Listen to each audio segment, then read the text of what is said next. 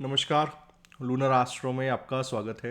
आज का जो टॉपिक है वो है will I B happily married. एक बहुत सिंपल सा क्वेश्चन। और अगर शादी हो चुका है, अब तो आप शादी कर चुके हैं, तो उसका सॉल्यूशन क्या है? क्योंकि जब कभी भी शादी की बात आती है, क्योंकि आपका पार्टनर जो है, सेवेंथ हाउस जो है कुंडली के अंदर, सातवां घर, पार्टनर्स को डिनोट किया गया, वो स्टेटस को भी नोट किया गया।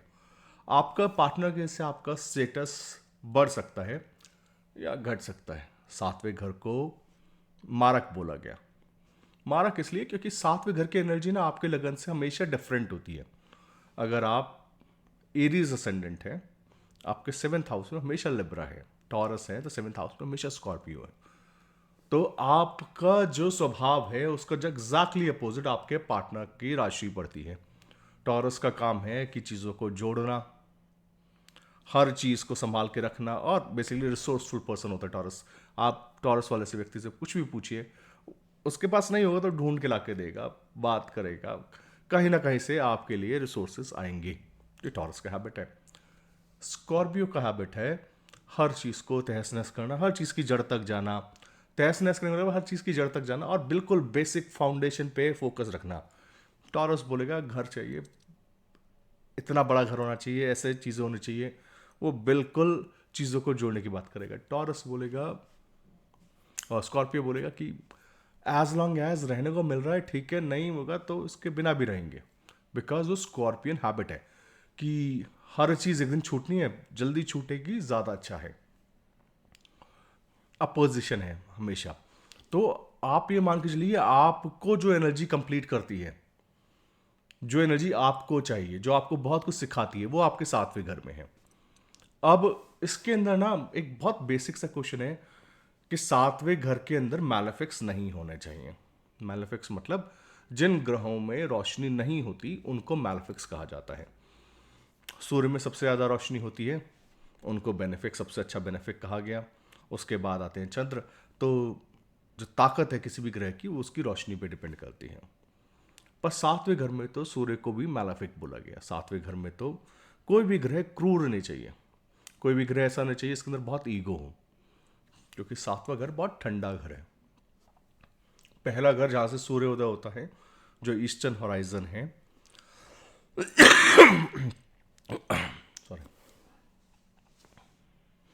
जो ईस्टर्न होराइजन है वहां पे हमेशा रोशनी है। सातवें घर में ठंडक है, जहां पे सूर्य ढलता है। तो ढलते हुए सूरज का घर सातवां घर है, शाम के 5 से 7 के बीच का टाइम है।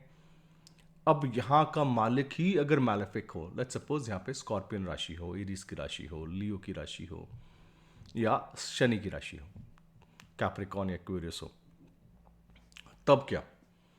क्योंकि अगर यहाँ का मालिक ही, सातवें घर का मालिक ही इस प्रकार का ग्रह है जिसको हम मैलेफिक बोलते हैं, तब क्या होगा? तब क्या सबकी मैरिज खराब होगी? तो हमेशा ध्यान रखिए कि हर ग्रह का ना एक बहुत ज़रा पॉजिटिव एस्पेक्ट है। मैलेफिक्स चाहिए लाइफ के अंदर, क्योंकि मैलेफिक्स आपको बचाते हैं, मैलेफिक्स आपको लड़ना सिखाते हैं, मेहनत करना सिखाते हैं।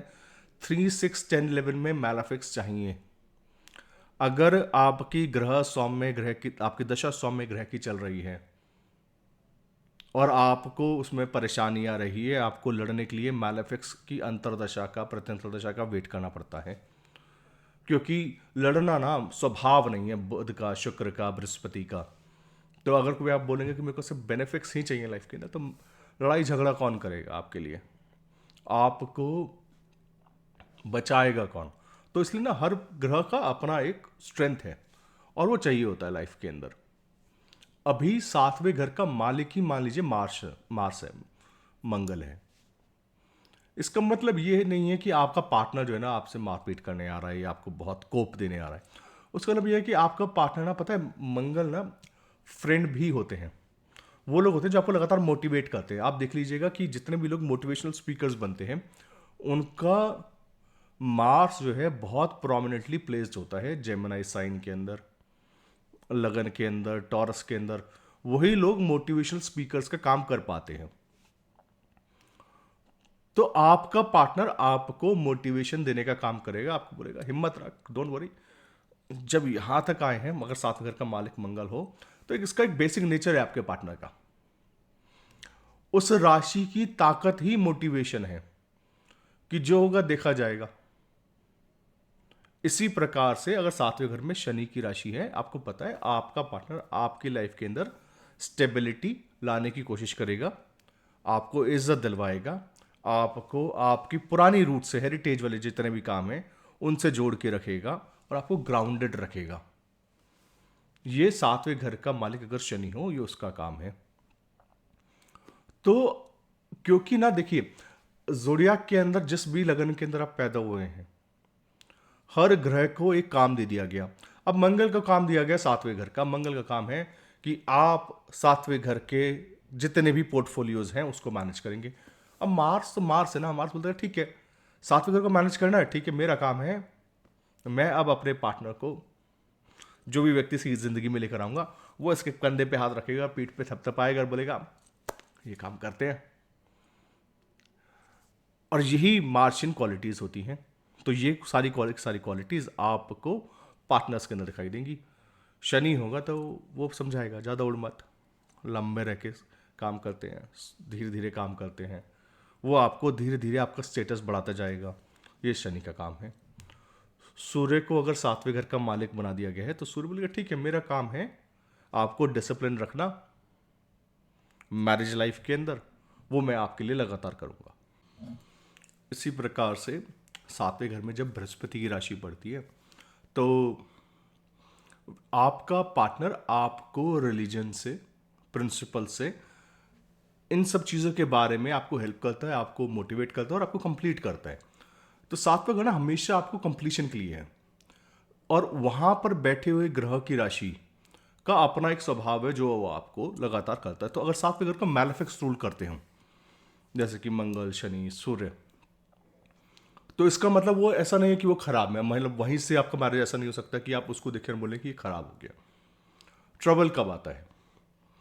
ट्रबल तब आता है जब यहां पर अपोजिट एनर्जीज मिलती हैं या फिर कोई ऐसी एनर्जी मिलती है जो कि आपके सातवें घर के एनर्जी को डिस्टर्ब करती है। जैसे कि मान लीजिए सातवें घर में सैटर्न है, सैटर्न अपने घर में बैठे, अब यहां पर साथ में राहु और मार्स भी आ जाए।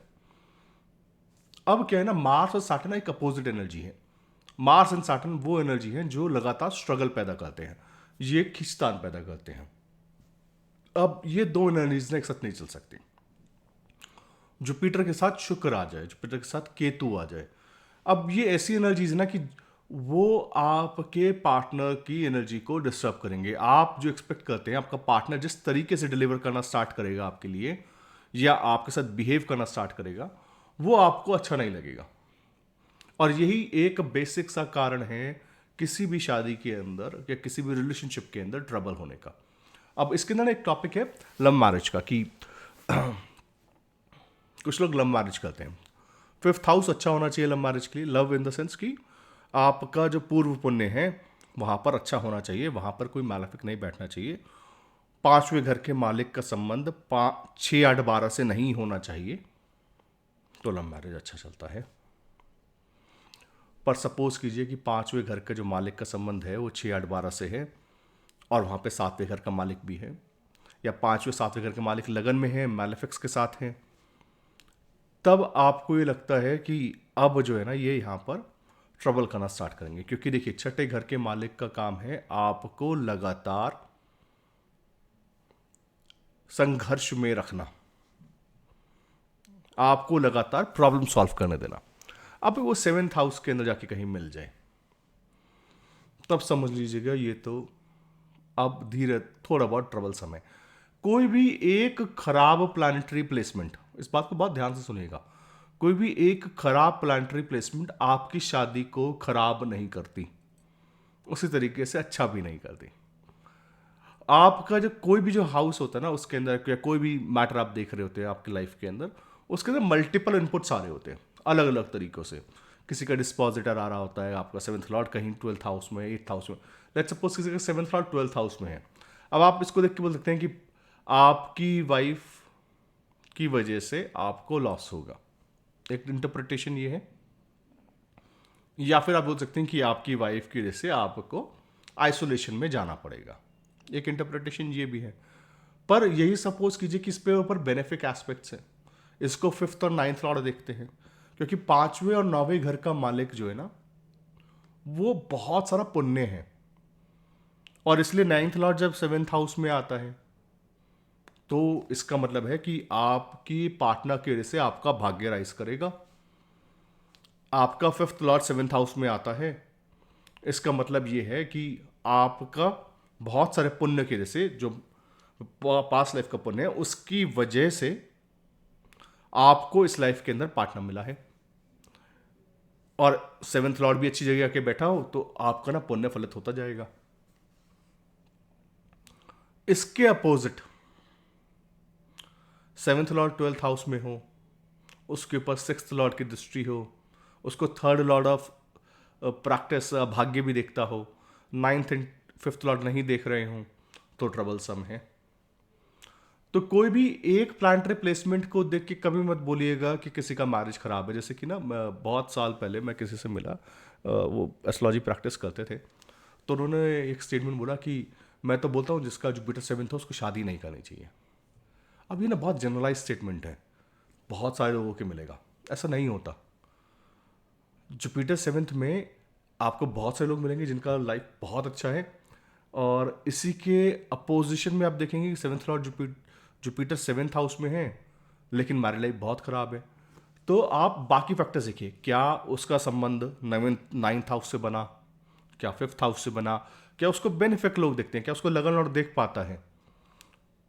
और दूसरी चीज ना, कि आपका पार्टनर कितना ज्यादा स्ट्रांग है, आपका सेवेंथ हाउस कितना स्ट्रांग है, क्या आप उसकी एनर्जी झेल पाएंगे। जैसे कि कई चार्ट्स के अंदर आप देखेंगे कि लगन के अंदर 3 ग्रह या 4 ग्रह बैठे हैं, सेवेंथ हाउस के अंदर कोई ग्रह नहीं है, सेवेंथ लॉर्ड भी अच्छी जगह पे प्लेस्ड आउट नहीं है। अब ऐसे व्यक्ति की ना पर्सनालिटी बहुत स्ट्रांग होती है। ऐसे व्यक्ति बोलते हैं जो मैं बोलता हूँ ना वो ठीक है, बिकॉज वो लगन है ना, उस बंदे को बोल, it's like a selfish chart, kind of A selfish chart, कि वो व्यक्ति बोलता है जो मैं बोल रहा हूँ ना वो करो, और वो व्यक्ति ना अपने आप को जलाता है, अपने आप को बहुत कुछ देने की कोशिश करता है, क्योंकि वो व्यक्ति सूर्य की तरह होता है। पहला घर ना हमेशा सूर्य की तरह होता है, उसमें जरूरत से ज्यादा ग्रह बैठ जाए तो व्यक्ति का पर्सनालिटी जरूरत से ज्यादा स्ट्रांग है। उसके अपोजिशन में सेवेंथ हाउस खाली हो तो पार्टनर ना दब जाता है। अच्छा, इसको अपोजिट करके देखिए कि सेवेंथ हाउस में बहुत सारे प्लैनेट्स हो, लगन खाली हो, तो आपको लगेगा अच्छा पार्टनर बहुत ज़्यादा स्ट्रांग है, ये व्यक्ति ना संभाल नहीं पाएगा सेवेंथ हाउस की एनर्जी, क्योंकि पार्टनर इसको आके दबाएगा। तो लगन और सेवेंथ हाउस के बीच में कोऑर्डिनेशन चाहिए, इक्वली स्ट्रांग चाहिए। दोनों में से एक अगर जरूरत से ज़्यादा स्ट्रांग हो जाए तो समझ लीजिएगा मैरिज चलने का जो रीज़न, ना चलने का जो रीज़न है वो ईगो है। इसी के साथ साथ जब कभी भी सेवेंथ हाउस के अंदर कोई बेनिफिक प्लान आके बैठे, बेनिफिक इन द सेंस कोई शुक्र आके बैठे, जैसे अभी किसी ने, आप में से किसी ने क्वेश्चन पूछा कि सेवेंथ हाउस में शुक्र है वर्गो असेंडेंट के, क्या ये अच्छा है या खराब है। अभी देखिए ना, सेवेंथ हाउस में एक्सॉल्टेड प्लैनेट है, मतलब ये है कि आपका जो पार्टनर होगा ना वो सही में अच्छे स्टेटस से आएगा। अब डिपेंड करता है कि जुपिटर कहाँ जा रहा है, क्योंकि इवेंचुअली तो फाइनल से जुपिटर का है। आपको फील कैसा होने वाला है, वो अच्छा फील होने वाला है, बिकॉज सेवेंथ हाउस में शुक्र है। बहुत सारे लोग इसलिए खराब बोलेंगे क्योंकि सेवेंथ हाउस का जो कारक भाव विनाश का जो थ्योरी है, सातवें घर में शुक्र बैठा हुआ है, तो आपको रियलाइजेशन होने में बहुत टाइम लगेगा। पर फिर भी अगर यहाँ पे नाइन्थ हो, फिफ्थ लॉर्ड हो, कोई और अच्छा प्लैनेट देखता हो, लगन लॉर्ड देखता हो, तो यही शुक्र ना आपको बहुत अच्छा रिजल्ट्स देने लग जाएंगे। अब 2 छाया ग्रह है ना, राहु और केतु, तो बहुत सारा जो कंफ्यूजन है कि अगर केतु 7वें घर में हो तो पार्टनर के साथ ज़्यादा नहीं बनती, या राहु 7वें घर में हो तो ऐसे व्यक्ति का बहुत जगह पे रिलेशंस होता है। ऐसा अगेन नॉट ट्रू, पॉसिबिलिटीज़ हैं। यही राहु को मान लीजिए कि आपका सिक्स्थ लॉर्ड देखता हो, 8वें घर के मालिक के साथ बैठा हो, तब आप बोलेंगे हाँ ठीक है अभी थोड़ा बहुत खराब हो रहा है, ये रेजिस्टेंस दे रहा है, पर सेवेंथ लॉर्ड अच्छा बैठा है मेरा, ठीक है रेजिस्टेंस देगा, इस दशा में देगा, पर निकल जाएगा। तो जब आप किसी भी चार्ट के अंदर राहु केतु भी एनालाइज करते हैं, आप डायरेक्टली वर्डिक्ट पास आउट नहीं करते। आप बोलते हैं ठीक है केतु 7th हाउस में है, पर इसके ऊपर ना बेनिफिक एस्पेक्ट्स बहुत है। अब पता है एस्पेक्ट्स क्या होता है? एस्पेक्ट्स वो इतना ब्रिलियंट काम करते हैं कि जब किसी ग्रह को कोई दूसरा ग्रह देखता है तो बेसिकली उसका एनर्जी फील्ड है। क्योंकि ग्रहों की तो आइज नहीं होती, आप एस्ट्रोनॉमिकल टर्म्स में समझिए कि उस ग्रह का एनर्जी फील्ड है वहां पे, और उस एनर्जी फील्ड की वजह से वो जो प्लांट का मैलेफिक एस्पेक्ट भी है वो भी धीरे धीरे धीरे काम होता है उसको बचाने के लिए। और ये ग्रह कैसे होते हैं? जैसे सपोज कीजिए फोर्थ लॉर्ड 7th हाउस को देख रहा है और फोर्थ लॉर्ड बेनिफिक अच्छी जगह पे बैठा है। सपोज कीजिए सैटर्न फोर्थ लॉर्ड है, 5th हाउस में बैठा है और 7th हाउस को देख रहा है। इसका मतलब यह है कि शादी के बाद ना आपको बहुत सारा सुख मिलने वाला है, क्योंकि सुख स्थान का मालिक 5वें घर से, मतलब आपका जब बच्चा हो जाएगा उसके बाद से आपके लाइफ के अंदर बहुत सारा सुख आने वाला है। आपकी लाइफ कंफर्टेबल होने वाली है, क्योंकि उस सैटर्न का तीसरा एस्पेक्ट 7वें घर पे जा रहा है। अब आप इसको इस टर्म में सोचिए कि उसको रोल क्या मिला है। रोल क्या मिला है? 4th हाउस का रोल मिला है। कहां बैठा है? पुण्य के स्थान में बैठा है। तो जब पुण्य फलित होगा 5वें घर आपके बच्चा पैदा होने से, आपकी मैरिड लाइफ अच्छी होगी। इसी के अपोजिट सपोज कीजिए कि 6th लॉर्ड लगन में बैठा है। अब बंदे का हैबिट ही लड़ने वाला है ना, उसका पूरा लाइफ स्ट्रगल है, क्योंकि 6th लॉर्ड लगन में उसको वो चैन से नहीं बैठ सकता। 6th लॉर्ड लगन वो 7वें घर को देख रहा है। वो जब देख रहा है ना, तो वो शादी में भी आपको आराम से नहीं बैठने देगा। अब ना कुछ क्वेश्चंस हैं जैसे कि जो आप लोगों ने पूछे। ओके, अच्छा क्वेश्चन है कि would the marriage be good if a plant is exalted but hemmed by malefics and no natural benefic aspecting it? वो बोल रहे हैं कि ठीक है मेरे 7th हाउस में तो exalted plant है, पर दोनों तरफ malefics है, कोई बेनिफिक्स नहीं देख रहा, तब क्या होगा? बहुत रियल टाइप सिनारियो है। इसका मतलब ये है कि आपका मैरिज तो अच्छा जाएगा, पर आपकी जो एक्सपेक्टेशंस हैं, जो सपोर्ट आपको चाहिए मैरिज के अंदर, क्योंकि 6th हाउस और 8th हाउस दोनों वो मैलेफिक्स से भरे हुए हैं।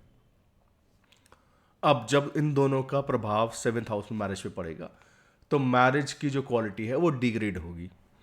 अब जब ये डिग्रेड होना स्टार्ट होगा, इसके लिए 7th हाउस को बेटर करने के लिए 7th हाउस में जो भी प्लांट आपका बैठा हुआ हो उसकी लगातार पूजा कीजिए, और 8th हाउस के रेमेडीज कीजिए। 8th हाउस के जितनी भी रेमेडीज कर सकते हैं, आप दान पुण्य कर सकते हैं। और 8th हाउस को जो भी रिलेटिव हो, तो हर ग्रह का एक रिलेटिव है। जैसे कि ना एक चार्ट के अंदर 4th लॉर्ड नवांश के लगन में बैठा था।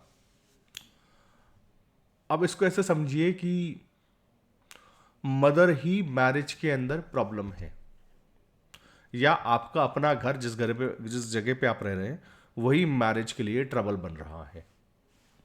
What if 7th Lord is in लग्न? जब कभी भी लगन का मालिक, 7वें घर का मालिक लगन में चला जाए, तो समझ लीजिए कि पार्टनर आपको कंट्रोल करने के लिए आ रहा है। या लगन का मालिक 7वें में चला जाए, तो समझ लीजिए आप पार्टनर को कंट्रोल करने के लिए जा रहे हैं। 7वें घर का मालिक जब लगन में हो, इट्स नॉट दैट बैड और गुड। ठीक है, वो प्लांट अपने से एग्जैक्टली अपोजिट हाउस में आ रहा है, अपोजिट नेचर में जा रहा है। प्रॉब्लम तब है जब यहां पर ना 6-8-12 का कोई रोल प्ले नहीं हो। 6-8-12 का कोई ये पहली बात तो ये जो प्लानट है ये 3-6-8-12 का मालिक नहीं हो 7वें घर के साथ साथ। दूसरी चीज 6-8-12 की कोई दृष्टि नहीं हो।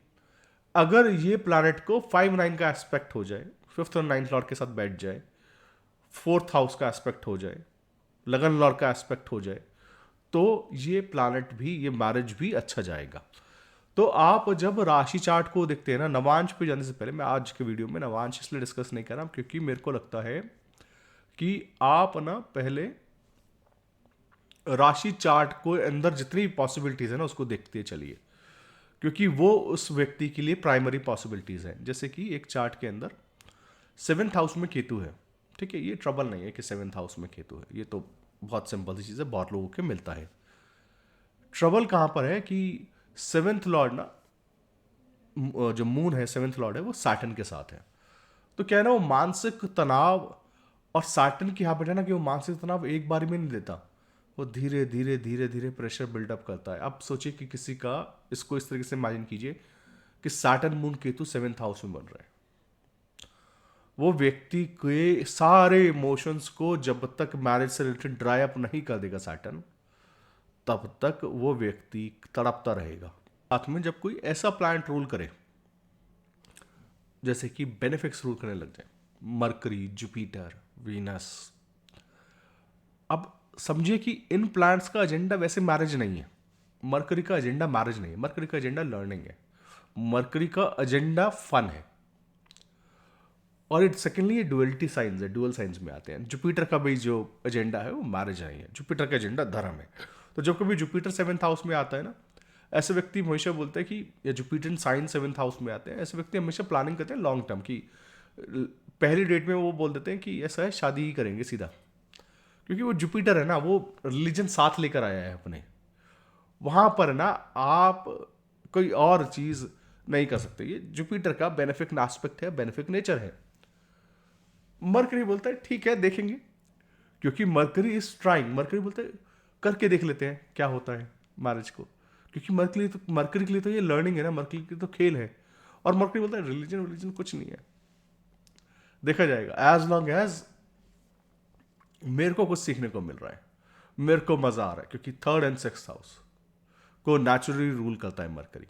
अब मरकरी 7th हाउस में ना, उसका एजेंडा मैरिज नहीं है। अब यहां पर ना जो मैरिज का जो आउटलुक होता है वो बहुत डिफरेंट होता है। अब मरकरी के साथ कोई तो प्लैनेट चाहिए ना जिसको कंट्रोल करे, क्योंकि उस व्यक्ति का तो 7th हाउस में मरकरी का रूलिंग साइन है।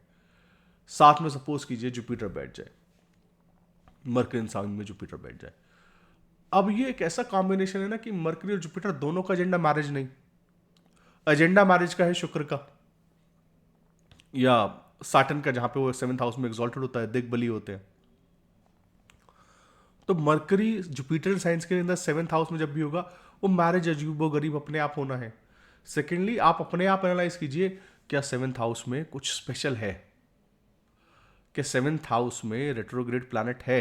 क्या 7th हाउस में एक्सॉल्टेड या डेबिलिटेड प्लैनेट है? कोई भी लाइफ के अंदर चीज जब स्पेशल होगी ना, वो प्लैनेट भी स्पेशल होगा। एक और चीज जो कि आउटर प्लैनेट से रिलेटेड है, वो है नेपच्यून, जो कि रिलेशनशिप्स को हायर लेवल पर रिप्रेजेंट करता है। जब कभी भी नेपच्यून आप देखें किसी के चार्ट में, शुक्र के साथ संबंधित, शुक्र की सेम डिग्री के आसपास, शुक्र के से स्क्वायर के अंदर नेपच्यून हो, शुक्र के साइंस में बैठा हुआ हो, और बहुत क्रिटिकल लाइक असेंडेंट डिग्री पे हो, शुक्र की डिग्री पे हो, 7th लॉर्ड की डिग्री पे हो, तब समझ लीजिएगा मैरिज के अंदर ट्रबल लगभग आना तय हो जाता है, क्योंकि ये बहुत रेयर कॉम्बिनेशंस में होता है। तो जब कभी भी आप ये क्वेश्चन पूछेंगे, will I B happily married, आप देखिए अपने 7th लॉर्ड को, क्या 7th लॉर्ड को ब्लेसिंग्स हैं 159 के, जो कि हमारे लक्ष्मी स्थान है। क्या 7th लॉर्ड को 4th हाउस सुख का मालिक देखता है? क्या 7th लॉर्ड को 10th हाउस का मालिक देखता है? 10th हाउस क्या करेगा? आपका स्टेटस बढ़ाएगा शादी के बाद। क्या मैरिज का संबंध मेरे स्टेटस से हो रहा है? अगर 7th लॉर्ड को 8th लॉर्ड देखता हो, आपको पता है मैरिज के बाद ये जो कॉम्बिनेशन है ना, ये दशा आएगी 8th लॉर्ड की, मेरे को ना डाउनफॉल लगभग आना है। 7th लॉर्ड को 6th लॉर्ड देखता हो, मेहनत बढ़नी है। 12th लॉर्ड देखता हो, आइसोलेशन में लेके जाओगे। ये ऐसे कॉम्बिनेशन है ना कि जो आपकी लाइफ में फलित होने हैं।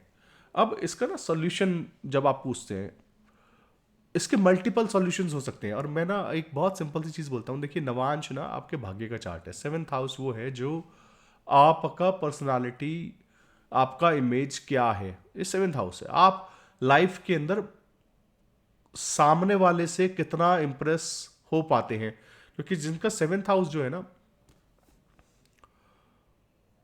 वो बहुत प्रोमिनेंट होता है, उनको ना लाइफ के अंदर किसी और की जो इमेज की चिंता होती नहीं। कुछ लोग होते हैं जिनका इमेज का बहुत ज़्यादा चिंता होता है 7th हाउस, कुछ लोगों को बिल्कुल नहीं होता। उनका माइंडसेट ही बहुत डिफरेंट होता है। 7th हाउस ना आपकी मोरालिटी भी है, क्योंकि नवांश का जो लगन है ना, नवांश की ना धर्म है, वो भाग्य से चलता है।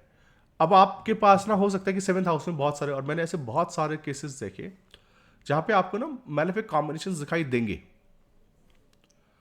पर क्योंकि वो व्यक्ति के बहुत सारे काम ऐसे इतने अच्छे थे कि उसको मैलेफिक कॉम्बिनेशंस प्ले आउट हुए, लेकिन इतने अच्छे लेवल्स पे नहीं हो, तो उसकी मैरिड लाइफ अच्छी चली। जैसे कि किसी के 7th हाउस में शुक्र राहु, नवांश का लगन का मालिक भी ट्रबलसम, उस व्यक्ति के लाइफ में वो एनर्जी बहुत डिफरेंट तरीके से प्ले हुई, एनर्जी प्ले हुई, लेकिन बहुत हायर लेवल्स पे हुई। तो इसलिए ना हमेशा सोचिए कि एक जो ये जो धारणा बना ली ना आपने दिमाग में कि अच्छा मेरे 7th हाउस में मैलेफिक से ऐसा ही होगा, नहीं। एक हर एक प्लांट का एक अपर स्केल है, एक लोअर स्केल है। आप लोअर स्केल पे सोच रहे हैं, उसका एक अपर स्केल भी तो है, उसके लिए एक बहुत बहुत डिफरेंट कॉम्बिनेशन भी तो है। आज की डेट के अंदर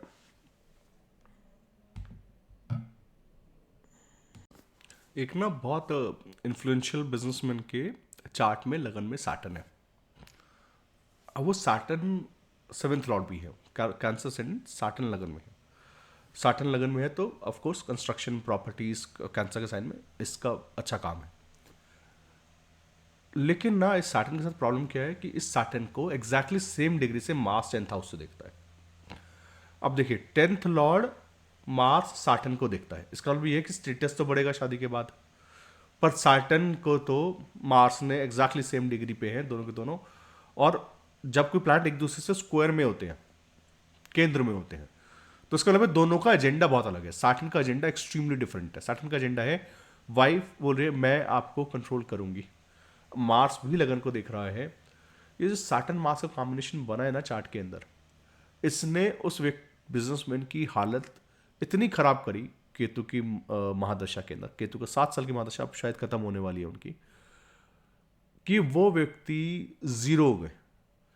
क्योंकि मार्स जो है ना दोनों हाउसेस को, एक स्कॉर्पियन रूल कर रहा है, एक एरीज रूल कर रहा है, पर वो केतु की दशा के अंदर ही उनके चार्ट के अंदर ये सारा का सारा फलित हुआ। तो जब कभी भी मैलेफिक एस्पेक्ट्स प्ले होते हैं, लेकिन ना आप ये देखो कि उनका कर्म क्या था। आप अगर कर्म देखने पे जाओगे ना तो आपको दिखाई देगा ठीक है, आपने लाइफ के अंदर कर्म के अंदर 10th हाउस के अंदर जो स्टेटस जिस तरीके से पाया, जो कंस्ट्रक्शन में ट्रबल करा, जो कुछ भी आपने उधर करा, उसका जो फलित है ना वो आपको मैरिड लाइफ में आ गया। तो life plays a zero sum game, ये ना आप इसके साथ बच नहीं पाओगे। तो जब कभी भी कोई व्यक्ति आपको दिखाई देता हो ना कि जरूरत से ज्यादा ताकतवर है, समझदार है, ध्यान रखिएगा वो बस वक्त है, ऐसे घूमता है और सब बराबर हो जाता है। जितने भी मतलब ऐसे ऐसे केसेस हैं कि जिन लोगों को ये लगता था ना कि उनका कुछ कोई नहीं बिगाड़ सकता, वक्त है। 7th हाउस इसलिए मारक बनता है, जब उसकी दशा आती है ना वो सब कुछ बराबर कर देता है। और उसके बाद ना व्यक्ति के पास, क्योंकि आप जिसके लिए मेहनत कर रहे हो, जिस भी चीज़ के लिए पैसा जोड़ रहे हो, लगभग लगभग सारा चीज़ें खत्म हो जाती हैं। एक ना केस है, लैंडमार्क जजमेंट है वो पूरे सुप्रीम कोर्ट का, और उसके बेसिस पे, उस केस के जजमेंट के बेसिस पे लोगों को आज की डेट में डाउरी का कंपनसेशन दिया जाता है। वो केस है रजनीश वर्सेस नेहा, ऑनलाइन है अगर आप देखेंगे। So when you meet that person ना, very nice guy, very sweet guy, और वो चार्ट मैंने देखा पहली बार तो ऑफिस के अंदर वो बाहर थे, बाहर खड़े हुए थे। मैं ऑफिस से निकलते वक्त मैंने बोला ठीक है चलो मैं यही देखता हूँ। मैं सीढ़ी पे बैठा और मैंने बोला चलिए देखते हैं क्या क्या चल रहा है। सैटर्न मार्स लगन में स्कॉर्पियन असेंडेंट, 7th हाउस में डेबिलेटेड जुपिटर। वो केस आप देखोगे ना, जुपिटर की महादशा आई, सैटर्न मार्स लगन में, तो मतलब कौन पैदा हुआ है। आप हमेशा, मैं हमेशा पूछता हूँ कि कौन है बंदा। सैटर्न मार्स लगन में स्कॉर्पियो क्या करते हैं, तो मैंने पूछा आपकी कोई इंडस्ट्री है, बोलते हैं हाँ वो हम लोग पहले गाड़ियां बनाते थे। सैटर्न मार्स स्कॉर्पियन साइन में, 7th हाउस में कौन बैठा है, जुपिटर। अभी देखो सेकेंड लॉर्ड 7th हाउस में बैठा है, या फिर आप बोल सकते हैं 5th लॉर्ड भी 7th हाउस में बैठा है। मतलब आपके पुण्य की वजह से आपको वाइफ मिलेगी। पुण्य या पाप, क्योंकि पास्ट लाइफ में जितना भी कर्म किया होगा 7th हाउस बृहस्पति को लेके, टेम्पल्स को लेके, वो सारा का सारा अब तो कोर्ट के उसमें आ गया है।